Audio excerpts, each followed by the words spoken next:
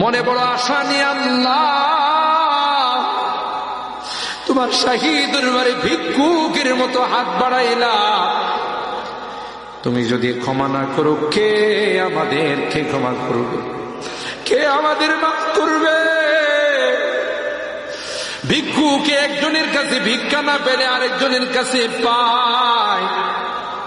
এক দুয়ার থেকে বিতাড়িত হলে আরেক দুয়ারে যায়। তোমার দরবার থেকে যদি মাহরুম হয়ে যায়, বিতাড়িত হয়ে যায়, কার কাছে যাব? কে আমাদেরকে ক্ষমা করবে? মালিক রে, কাঙ্গালের মতো হাত বাড়াইলাম, তওবা করতেছি, আর জীবনে কোনোদিন নামাজ ছাড়ব না, আর জীবনে কোনো গুনাহ করব না, আর জীবনে কোনোদিন বেপরদায় চলব না।